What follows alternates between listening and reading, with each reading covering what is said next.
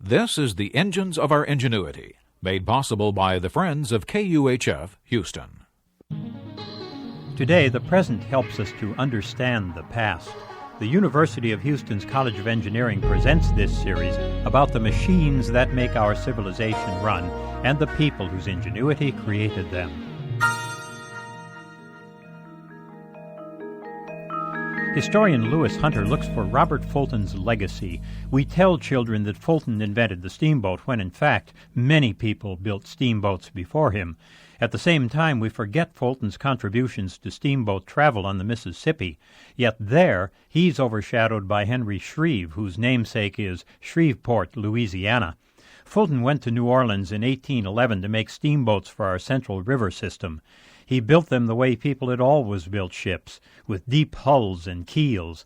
He had his share of trouble, but that's the price of being first. His boats would turn huge profits for a few trips and then break down or suffer accidents.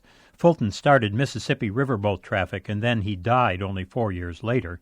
In 1813, a Brownsville, Pennsylvania group began making steamboats on the upstream end of the Mississippi-Ohio-Monongahela River system. These were still deep-hulled keel boats, and Shreve was one of their captains. Shreve made the first upstream trip from New Orleans to Louisville in 1815. He built his first steamboat for the Brownsville group a year later, and he really opened up riverboat trade when he made the first run from New Orleans all the way to Pittsburgh.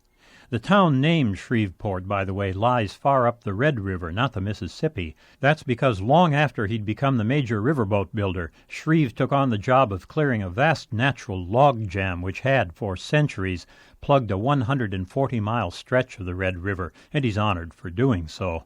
But Henry Shreve built his name by following Fulton into the steamboat business and picking up where Fulton left off. Fulton had used Watt engines in his boats, and they'd run only as far upriver as Natchez. Shreve used the lighter high-pressure engines of American builder Oliver Evans. Then, along with Fulton, he began tinkering with the weight distribution in his boats. The familiar flat-bottom steamboat wasn't fully evolved until a generation later, until around 1850. You know the form: engine mounted low in the center, cabins above the main deck, and, to complete the stereotype, slaves loading cotton from the dock. So why do history books say Fulton invented the steamboat and Shreve invented the flat-bottomed riverboat? It's probably because we want a simple answer to the complex question, who was first? I'm sure you'd laugh if I suggested that the computer was invented by Bill Gates or by Charles Babbage. You and I can clearly see how the machine is evolving under the hands of millions of people, and users like you and me are an important part of that evolution. Of course, it was just the same with the steamboat.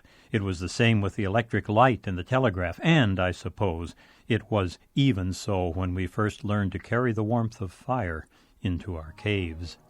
I'm John Lienhardt at the University of Houston, where we're interested in the way inventive minds work.